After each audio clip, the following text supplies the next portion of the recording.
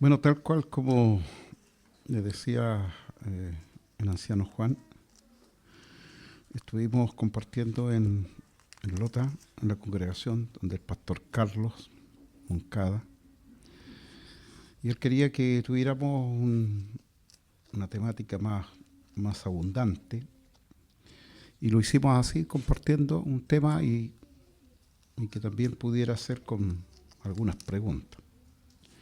No hubieron muchas preguntas, pero sí es muy buenas las preguntas que en las que se metieron los hermanos y nos permitieron compartir parte de un tema que nos hizo pensar. Después seguimos en la mesa y compartiendo con los hermanos de casa de allá y por lo visto pudimos ver que fue de provecho para ellos. Y yo me quedé con un tema acá, de acuerdo a una pregunta que hizo el hermano Fabián Jara ahí en Tito, en el capítulo 3. Y aunque él solamente mencionó un verso acá, y yo estuve leyendo casi todo el capítulo para poder compartir mucho mejor lo que para todos nosotros. Ya que dentro de unas temáticas que hemos estado compartiendo, una de ellas fue, por ejemplo, sobre la tentación. ¿Ya? La tentación. Y porque en cierta oportunidad, no sé si es un tema bien antiguo, no sé si Juan se recordará o alguno lo habrá escuchado, el tema sobre la tentación. Y en ese tema se hablaba en aquellos días, cuando lo escuchamos, que se producía un abandono. No sé si alguien recordará. Entonces, donde hay tentación hay abandono. Y uno buscando y mirando bien las escrituras, en realidad cuesta encontrar ese abandono. Pero seguramente tomado de lo que le pasó a nuestro Señor Jesucristo, Él sí. Él tuvo ese abandono. Y lo dice la Escritura. Dios mío, ¿por qué me has desamparado? Él pasa por un abandono y eso es lo más terrible de lo que es la tentación, el abandono. Pero cuando miramos nosotros otras partes de las Escrituras, se ve difícil que nosotros estemos en ese abandono. ¿Ya? E incluso lo dice que Él fue tentado en toda nuestra semejanza y por lo tanto es poderoso para socorrer a los que son tentados. Como también se nos enseñó a orar diciendo no nos metas en tentación o no nos dejes caer en tentación. Entonces eso es posible. ¿De qué? De ser socorrido, de ser ayudado. Pero también que la tentación existe, sí existe y es real. ¿Ya? Pero la tentación no es producto de que Dios desee que alguien sea tentado o que sea, en este caso, puesto o metido en tal tentación. La tentación es producto de la concupiscencia, o sea, la tentación es atraída de la concupiscencia que existe en cada persona. La concupiscencia es un deseo desordenado, un deseo que aún todavía permanece en la vida de una persona. Y la concupiscencia es producto de una falta no de perdón, sino de liberación.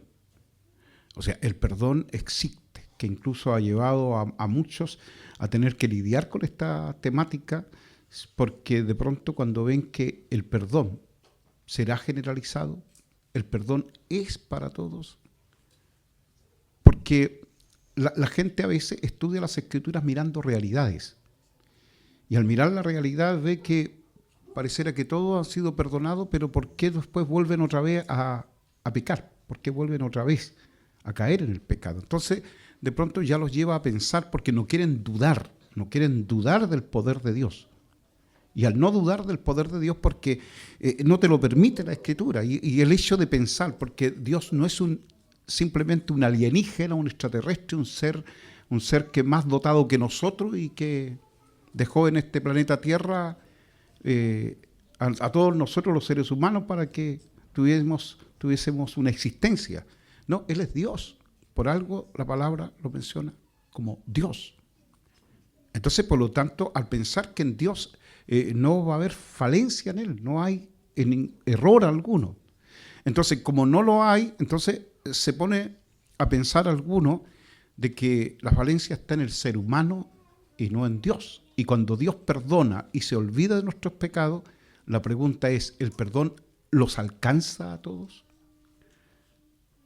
¿Por qué vuelven otra vez a pecar? ¿Por qué vuelven otra vez a caer si la obra de Dios es perfecta? El perdón es perfecto.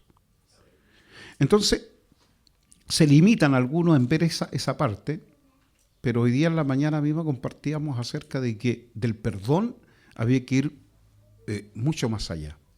Porque hay veces que nosotros miramos la escritura que dice, el que comenzó la buena obra la perfeccionará hasta el día de Jesucristo.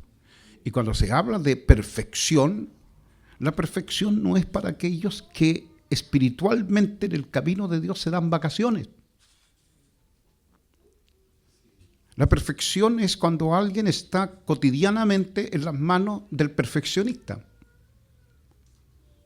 Cuando una persona está cotidianamente en las manos de aquel que te está perfeccionando, que está tratando contigo. En aquel que está constantemente observando las Escrituras, sabiendo que en ellas encontramos, como lo decía, se los dijo Jesús a los judíos, encontráis la vida eterna. Ellas son las que dan testimonio de mí.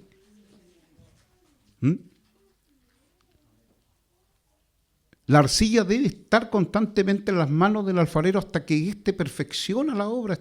No es una cosa de pausa.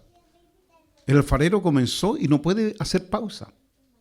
Por eso cuando te muestra la Escritura acerca del trabajo del alfarero, cuando le dice al profeta, ve y visita la casa del alfarero, ahí se ve de que la obra que está haciendo el alfarero se echa a perder en la mano. Pero que debe ser inmediatamente, ¿ve? Inmediatamente, esto no es un vaso que ya entró al horno, se coció y ahí salió malo y lo va a destruir. ¿Cómo lo vuelve otra vez a convertir en barro? No es así el trabajo del alfarero, sino que en el momento en que este es una arcilla en bruto. ¿Ves? Es una, digamos, está en su naturaleza primitiva esa arcilla y el alfarero trabaja en ella. Y se echa a perder en su mano y vuelve otra vez a comenzar la obra. Pues aquí la Escritura dice, el que comenzó la buena obra, la perfeccionará. Entonces el alfarero el que tiene que, pero él no tiene que, la arcilla separarse de la mano del alfarero. Es puesta en la rueda y la rueda no va a tener pausa. ¿Ya? ¿Sí? Es como la vida no tiene pausa. Vean ustedes si en tus años de vida alguna vez el tiempo te dio alguna pausa. ¿Te quedaste tú de pronto en los años que te gustaron? No. Es imposible hacer una pausa en la niñez. Y seguimos creciendo y la niñez se fue. Se fue la adolescencia. Hoy día ya nosotros nos estamos convirtiendo en una iglesia de adultos y de viejos y esperamos que algún día los jóvenes sigan en esto y no nosotros vamos a extinguirnos. Esta congregación, si nosotros sacamos cuenta y vivimos la realidad, no deberíamos ni comprar terreno ni edificar lugar porque esta va a ser una congregación de viejos. Pues los viejos nos vamos a sepultar entre nosotros y después vamos a quedar 2 o 3 y no sé quién va a sepultar al otro. Pero si creemos que esto va a seguir adelante y que van a haber jóvenes, ¿sí? Entonces, proyectémonos. ¿Sí? Pero no hay pausa en el tiempo. Como no puede haber pausa en la rueda. Como no puede haber pausa en la mano que está formando. Dios no quiere tener pausa. Entonces la obra se va a hacer perfeccionar y nosotros de pronto no podemos simplemente decir, pero es que Dios es el que comenzó la buena obra. Bueno, pero nosotros también actuemos como buena arcilla. ¿Sí? El otro día conversaba con los jóvenes y les decía, oiga, le dije, no sé si ahora vamos a tener, este es el segundo año, porque me cuesta decir que será el segundo nivel del discipulado, porque no los veo subiendo al segundo nivel. Así que va a ser el segundo año de discipulado, pero no subiendo un nivel. Y entonces les decía, ahora mismo tenemos que mirar qué es lo que nosotros somos. Porque la palabra está definida. La palabra como semilla está definida. Lo que hay que definir ahora es la tierra. ¿Qué tipo de tierra son ustedes? Los descarto como junto al camino, porque hasta ahora no ha sucedido eso, le digo. Ya ustedes no son los que están junto al camino. Pero puede ser pedregales o puede ser espinos. Pero me cuesta creer que estoy con la buena tierra.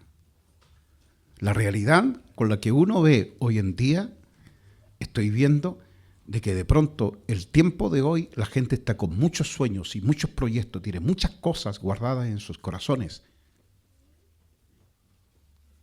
Y la excusa para no salir a predicar, para no salir a hacer, para no salir a misionar, para no hacer la obra de Dios, es demasiado existente. Son voces demasiado fuertes que gritan, se excusan, que tengo que hacer esto, que tengo que hacer esto, que tengo que hacer esto otro.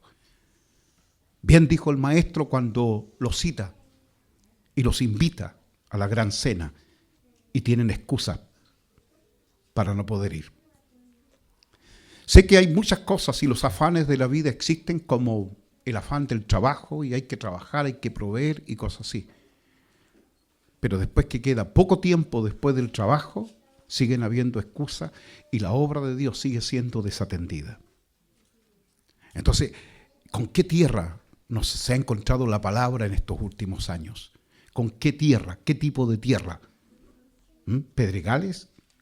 Donde hay gente que en conocimiento crece pero rápidamente, pero la madurez va quedando abajo y se dispara el conocimiento, pero la persona sigue siendo inmadura, que no madura, que no se convierte, que no es un hacedor de la palabra. O ese campo que se ve como limpiecito, vamos, sembremos, buena tierra, se ve a la vista buena tierra, pero lo que no sabemos es que hay muchos espinos debajo, o sea, que en algún momento van a crecer. Y cuando estos crezcan van a ahogar la palabra. Y la palabra se va a convertir como si algo insípido, como infructuoso en la vida de cada uno. Y al convertirse en infructuosa, ¿sabe en lo que se convierte la iglesia? En una iglesia disoluta. En una iglesia sin poder, sin autoridad. ¿Sí? Donde las voces de montones de cosas nosotros las escuchamos. Pero cuesta, a no ser que alguien tenga un don, es el único que se da cuenta que la voz de Dios está hablando. Pero el resto le cuesta escuchar la voz del Espíritu. Y a veces cuando escuchamos la voz del Espíritu no sabemos ni discernir, ni tampoco diferenciar, no sabemos hasta interpretar. O como se nos dijo alguna vez, vosotros tenéis una mente demasiado frágil. O sea, la palabra no es capaz de ser retenida. Hoy en la mañana decíamos dos cosas que lidian entre nosotros, que es la mente y el corazón. La otra vez hablamos sobre el corazón acá. El corazón que tiene neuronas pensantes también, que son inteligentes y que son más inteligentes que las neuronas que están en la cabeza, pero las que están en la cabeza son una cantidad enorme en comparación a la cantidad que está en el corazón. O sea, las que están en el corazón son muy pocas, son 40.000. La nada misma, de acuerdo a las neuronas que existen sobre el cerebro. Y el cerebro es lo más complejo que existe. Es lo más complejo. Terrible de complejo el cerebro. Incluso había un tipo que decía y que analizaba y decía, los espíritus cuando entran más al cerebro, porque con el cerebro es que se maniobra toda esta maquinaria que es el cuerpo humano y por lo tanto maneja todo lo que son los sentidos. Pero lo que no puede poseer un espíritu es el corazón, cuando éste ya solamente está destinado para pertenecer a Cristo. Pero a veces la palabra que quiere ser puesta, porque la Escritura así lo dice, la promesa es: voy a poner mi palabra en vuestros corazones y la escribiré en vuestras mentes. En la mente se escribe, pero en el corazón se coloca para que se entronice, para que gobierne, para que dirija. ¿Por qué Dios escogió el corazón y no la mente? Si el cerebro tiene más capacidad que el corazón, pero el corazón es mucho más inteligente. Una hija inteligente, un hijo inteligente que haya estudiado en la universidad puede envolver en palabra a un padre que tiene poca educación,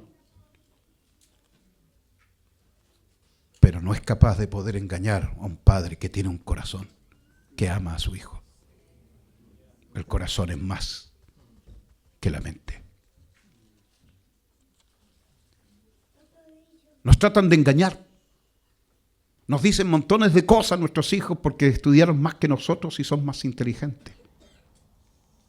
Pero no han podido ser más sabios que un corazón cuando éste piensa. No pueden engañar a una madre, esa madre que estando en casa, aunque su hijo está lejos, y de pronto la madre siente y grita: mi hijo, dice, y se pone a orar por él. El corazón es mucho más que la mente. Y Dios quiere que la palabra more en el corazón nuestro. No que sea memorizada en nuestras mentes. No basta con la memorización de la palabra, de las Escrituras, sino que ésta more en cada uno de nosotros. Pero si no la dejamos morar, como lo decíamos la vez pasada, si no dejamos que el corazón sea instruido, capacitado por Dios, no estamos constantemente para que la palabra, ¿ves? A veces solamente son esos tics de momentos parecieras de entusiasmo y no somos capaces de ser constantes hasta llegar a gustar de la palabra de Dios. No de sentirnos de alguna manera cautivados inteligentemente por lo que leemos, sino que ésta sea mucho más gustar de ella, gustar de la palabra. Y entonces, eso quiere decir que ya vamos por ese camino de la perfección. Él está perfeccionando. Pero para que sea perfeccionada una persona, esa persona debe ser constante, perseverante. ¿Ha oído hablar esa palabra, perseverar? ¿Qué dice la Escritura? El que persevere hasta el fin, este será salvo. La perseverancia. Y si no hay perseverancia, no puede haber tampoco la otra continuidad de lo que es la perfección. Por eso que las personas se conforman con que fuimos perdonados. Si Dios todo lo perdona y nos perdonó. Pero la Escritura habla más que perdón. Habla de la liberación, libertado del pecado. Hay gente que es perdonada, pero le cuesta hacer la voluntad de Dios. Pero hay gente liberada que le es fácil hacer la voluntad de Dios. La palabra voluntad aparece muchas veces, pero también aparece apuntando, aunque apunta a un mismo fin, que es la santificación, a pesar de aquello, no actúa de la misma manera, porque en una cosa es la voluntad para con el Hijo, ¿ves? Que el Hijo, he aquí que vengo para hacer tu voluntad, dice. Mire, y en otra parte se refiere a nosotros diciendo que la voluntad de Dios es nuestra santificación. Y cuando dice que es nuestra santificación, no quiere que nosotros estemos entregados a la fornicación. Entonces habla de otra voluntad, de querer agradar a Dios. Pero hay otra, ¿cuál es la voluntad? Que tiene que ver con el Hijo, que es el Hijo de Dios. Es la que estaba escrita en los cielos, que había sido concedido para ser dado para el sacrificio. Por eso quita lo primero, que son los sacrificios de los animales, ¿ves? Para establecer esto último, que a través de un solo sacrificio pudiésemos todos nosotros participar de esta santificación. Esa voluntad nos santifica, pero no porque esa voluntad nos santifique significa que ahora no importa lo demás. No, también tenemos que agradar a Dios. También tenemos que ir por ese camino de perfección de la santificación. Entonces, por eso leemos ahora, para que tenga un poco más sentido lo que vamos a leer, que es Tito capítulo 3. Desde el verso primero les voy a leer, por favor. Recuérdales que se sujeten a los gobernantes y autoridades. Usted dirá, ¿qué tiene que ver eso con todo este tema ¿ya? De introducción que tuvimos? Que estén dispuestos a toda buena obra. Mira, recuérdales que se sujeten a los gobernantes y autoridades. ¿Se estará refiriendo a los gobernantes y autoridades que están dentro de la iglesia? ¿A qué creen ustedes? Que obedezcan, que estén dispuestos a toda buena obra, que a nadie difamen, que no sean pendencieros, sino amables, mostrando toda mansedumbre para con todos los hombres. ¿Ya? No para que cuando nos congregamos nada más, pues no cuando estamos aquí, sino para con todos los hombres. Porque nosotros también éramos en otro tiempo, que lo que éramos, insensatos, rebeldes, extraviados, esclavos de concupiscencia y deleites diversos, viviendo en malicia y envidia, aborrecibles y aborreciéndonos unos a otros. Pero cuando se manifestó la bondad de Dios nuestro Salvador y su amor para con los hombres, nos salvó, no por obra de justicia que nosotros hubiéramos hecho, sino por su misericordia, por el lavamiento de la regeneración y por la renovación en el Espíritu Santo. Delante de la mañana solo leímos eso, nos salvó, ¿ya? Porque la pregunta era una pregunta precisa, pero ahora yo quiero hablar del contexto de todo esto, comenzando incluso por un asunto que me llama bastante la atención, que acontece de vez en cuando y que tiene que ver, yo recuerdo una vez andábamos en el Perú, y con los hermanos que andaba allá, de pronto uno de ellos quiso burlarse del presidente de ese país. Yo lo detuve. No digas nada, le dije. Por respeto al Señor, ¿ves? Por temor del Señor, respeta al rey de esta nación, le dije. O sea, teniendo esos cuidados. Nosotros hoy día también, acá en nuestro país, tenemos un presidente de izquierda, incluso con varios apodos, y que he visto de que hay muchos comentarios de pronto de parte de los mismos creyentes, cómo se refieren, y me llama mucho la atención. Nosotros nos cuidamos quizás de todos los otros tipos de pecados, a otras concupiscencias, y pareciera que en otras cosas nos facultamos como para ser muy liberal en esto cuando deberíamos, porque yo mismo, por ejemplo, a veces lo he dicho, se lo dije un día a los hermanos y le dije, bueno, tenemos este presidente, es joven, quién sabe, a lo mejor Dios permita que lo haga bien, no lo sé. Pero el asunto está en que nosotros creemos o no creemos en que Dios es el que pone y saca reyes. O estamos convencidos en la democracia en la que vivimos de que los votos nuestros son. Y ahí nos echamos la culpa. Es que los que votaron. Díganme, a ver, entremos en un debate aquí. ¿Dios lo puso o nosotros votamos?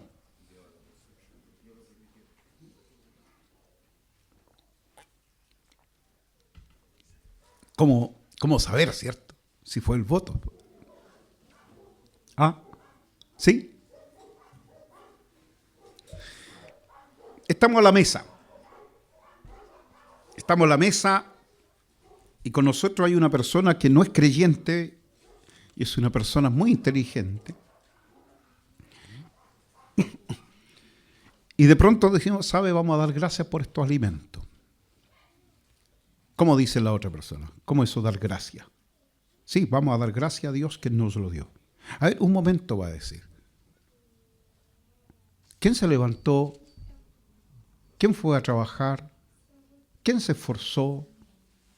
¿Quién se ganó todo esto? ¿Y quién fue después al supermercado, compró esto, compró pan, trajo esto, lo puso en la mesa, lo cocinó, lo sirvió, lo atendió, lo sirve aquí en la mesa y le va a dar gracias a un Dios que usted no ha visto? Sí, pues que Dios me dio todo esto. Sí, pero según mi inteligencia y viendo la realidad, yo no vi nunca a Dios haciendo nada. Todo lo hizo usted y usted lo tuvo y le está dando gracias a alguien que no hizo absolutamente nada. No, pero es que Dios lo hizo. Dios me lo dio. ¿Qué creen ustedes? ¿Qué dicen ustedes? Cuando usted da gracias por los alimentos. Dios lo da. Entonces, ¿quién puso al presidente? Pero tú votaste. No, pero no estoy diciendo que no estoy haciendo confesar si votaste por él o no votaste por él. Tú tienes que identificarte con un ser humano cualquiera en esta vida. Porque se supone que está ahí por la mayoría de votos. ¿Ah? ¿Sí? ¿O lo puso el diablo? No. Claro.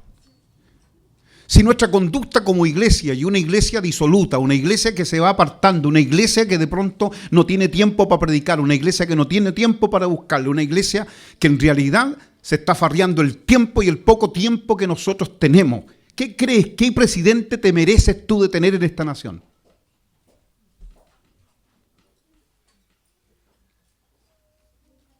Dios no se lo dio. Y si lo hace mal,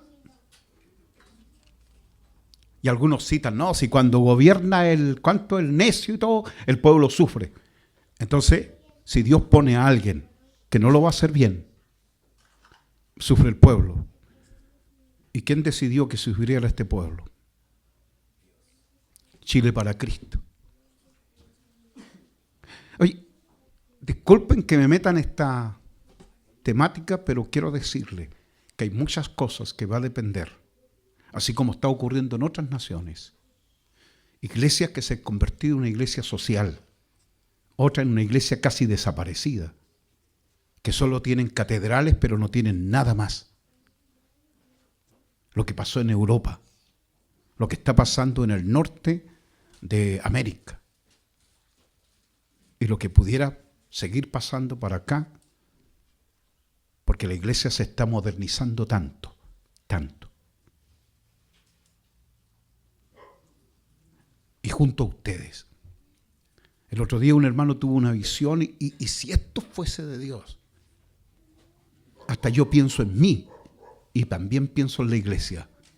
Si Dios nos da un año más, ¿qué haríamos nosotros en ese año? ¿Qué tenemos que hacer si Dios nos diera un año? Y yo me pregunto, ¿para qué me estás dando un año más? ¿O para qué a la iglesia le estás dando un año más? Cuando a veces no sabemos para qué son los recursos que Dios nos concede. Que siempre estamos necesitados, incluso en la mañana también lo dije, siempre somos una familia necesitada, estamos siempre necesitando algo. Y lo que necesitamos no es que Dios no lo haya dado. Las necesidades, si nosotros volvemos 50 años atrás, las necesidades de aquel tiempo, con lo que tú hoy, en comparación, en equilibrio de lo que tú recibes mucho más, un sueldo mucho más valioso que lo que recibía tu viejo en aquellos días. Y tu viejo tenía necesidad y no te alcanzaba ni a comprar un juguete. Y hoy día le compras hasta un celular a tu hijo, y no cualquier celular. Y aún incluso en una edad que todavía ni lo necesita. Este mundo nos absorbe y queremos tener todo. Y por querer tenerlo todo, si nosotros, mira, con lo que hoy hay, si volvemos 50 años, aunque algunos dicen, pero eso sería como retroceder demasiado en el tiempo, pero si retrocediéramos 50 años, existiría la igualdad por la que pelean hoy. Con lo que tenemos hoy, y viviéramos como se vivían 50 años atrás, sin estar ahí metido en los moldes, los gastos innecesarios. ¿Ves? Si veranearas en aquellos ríos, y no que ahora tienes que ir lejos a gastar cualquier plata. Si fuéramos como aquellos días que íbamos a cualquier charco y así ahí veraneábamos. ¿Sí? Y no teníamos ningún problema de tirarnos unos buenos piqueros en esas cosas que hoy día ya nadie quiere ir. O no me vaya a venir a hacerte el pituco que nunca anduviste ahí metido en esa. ¿Ah? ¿Dónde te bañáis tú y Jairo? ¿Ah? No la quiere contar. ¿Ves?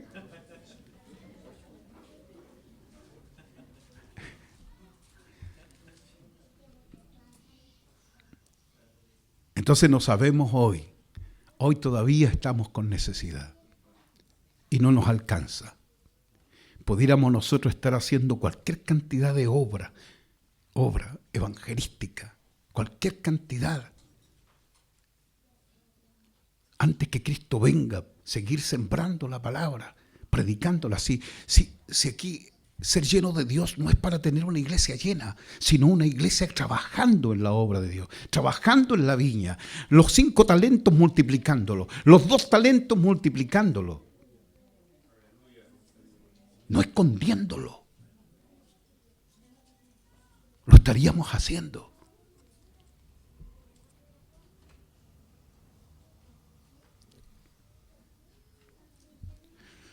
Entonces cuando veo esto, que partiendo por esta base de que tenemos la tendencia, ¿ves? Y no somos capaces de mirar que Dios es el que está en todo.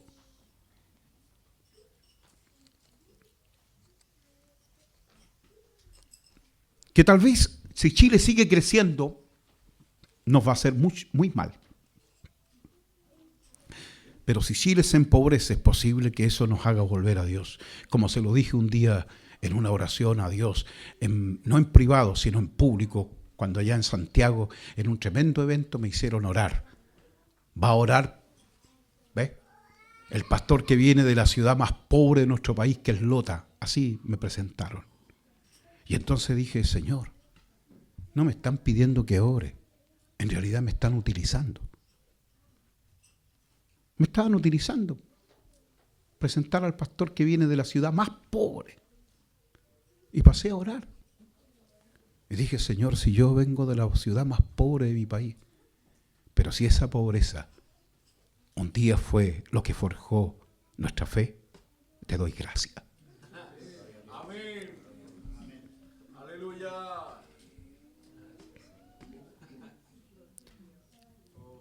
Gracias por todas las adversidades, amados, con las cuales crecemos, nos desarrollamos. Se ha ido perdiendo tanta riqueza, se nos brinda esa riqueza y se nos va como agua entre los dedos.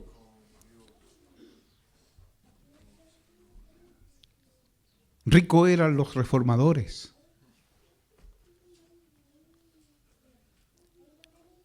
Que por cosas profundas, sí, se creó un cisma. Y hoy día nosotros por una diferencia nos separamos y nos dividimos. Qué fácil es que nos alejemos. Qué fácil es descarriarse. Qué fácil es dejar de saludarse.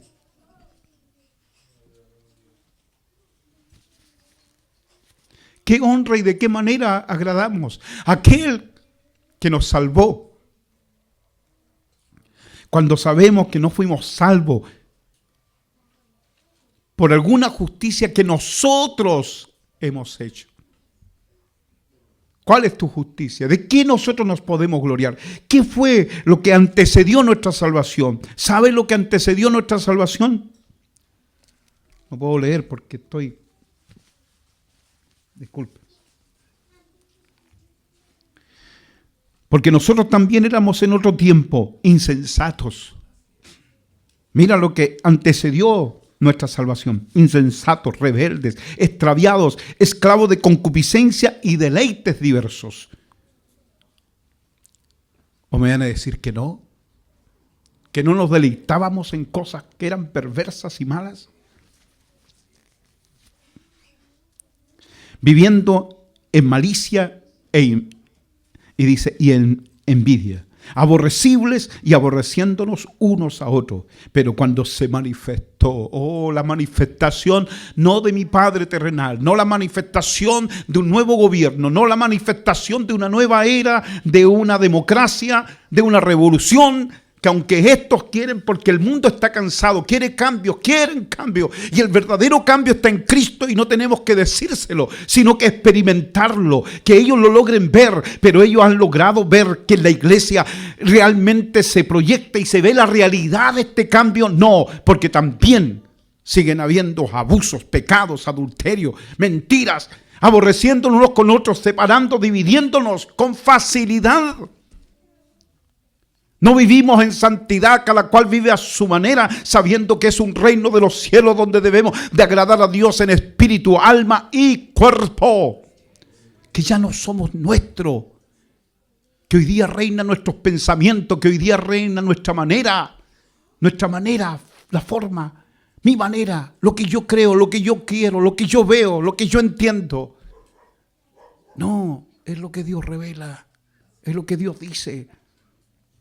Salimos de aquello y nos dice, pero cuando se manifestó la bondad, no la ira, bendito Dios que no se manifestó la ira, sino que la bondad de Dios, nuestro Salvador, y su amor para con los hombres.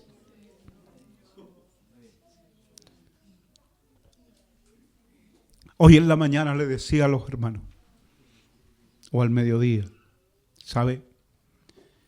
Cuando Dios se arrepiente, es peligroso el arrepentimiento de Dios. Trae consecuencias terribles el arrepentimiento de Dios. Si Dios se arrepintiera de haber hecho el sol desaparecería. De inmediato desaparece. Y si desaparece el sol en 2 años, no habría vida, ningún tipo de vida sobre la faz de la tierra. Solo en 2 años desaparecemos.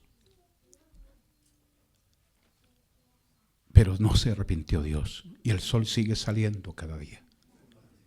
Pero un día se arrepintió Dios de haber hecho al hombre. Y me pregunto yo, Señor, me estoy contradiciendo aquí, estoy diciendo que si te arrepientes de haber hecho el sol desaparece. Pero un día te arrepentiste de haber hecho el hombre y el hombre no ha desaparecido. Y mira, estamos aquí.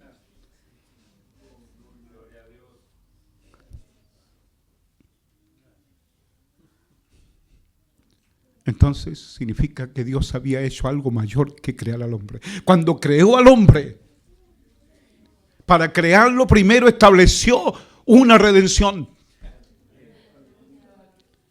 Cuando creó primeramente el Cordero desde antes de la fundación del mundo, y en ese Cordero tu nombre fue escrito en el libro de la vida. Bendito Dios, gracias por haber manifestado tu bondad, que no fue tarde para con nosotros, que no fue tarde para con la humanidad. Manifestaste tu bondad trayendo salvación. No trajiste un diluvio, no trajiste fuego como en los días de Lot. Has traído salvación. Pero parece que no estamos gustando de la bondad de Dios. Gustémosla. Saboreemos la bondad de Dios, la salvación, y agrademos a Dios de una vez por todas. Honrémoslo como Él se lo merece. Honrémosle, honrale. No queremos imponerte, no queremos un sistema que te diga que tienes que honrarlo, sino más bien tú responde a la bondad y al amor que Dios tiene para contigo. Manifestó su salvación para contigo. Tú que antes eras un perverso, malicioso, envidioso. ¿Qué es lo que éramos? Pecadores. ¿Qué es lo que éramos? Pecadores. Y en las manos, un pecador en las manos de un Dios airado. ¿Qué es lo que es? Y sin embargo no nos destruyó. nos miró y no tuvo asco de tomarte en su mano. Y contigo haría un nuevo vaso. Ese vaso ahora tiene que honrarle.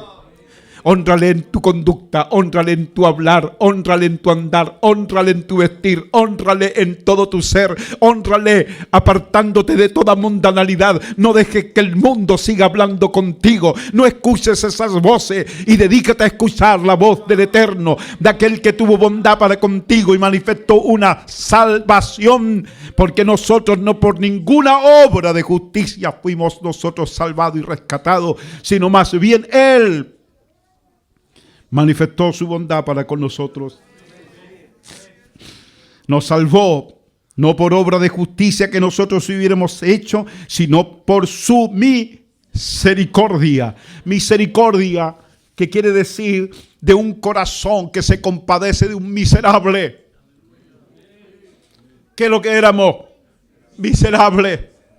Pero hay un corazón que se conmueve por el miserable. Te has compadecido de este miserable. Yo el primero, dice Pablo.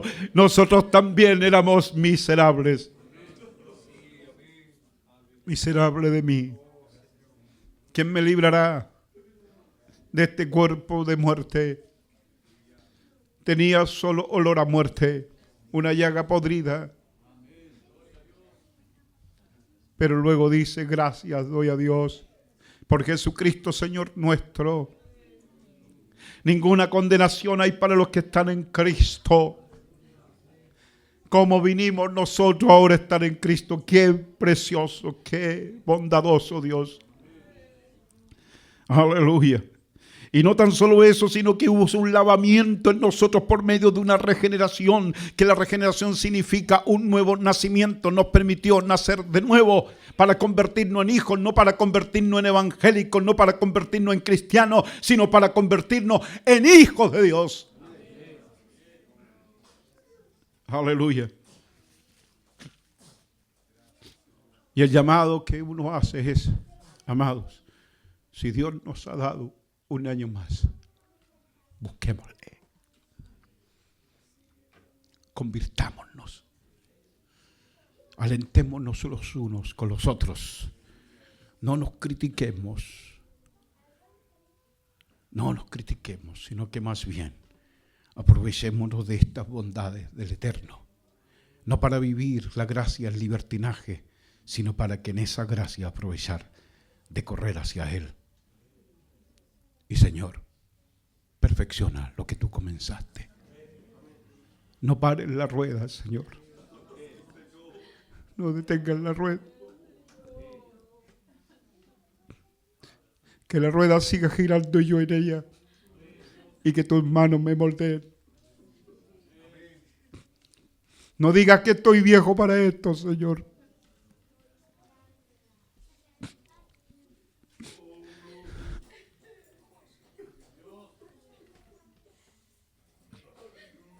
Dios les bendiga, amados.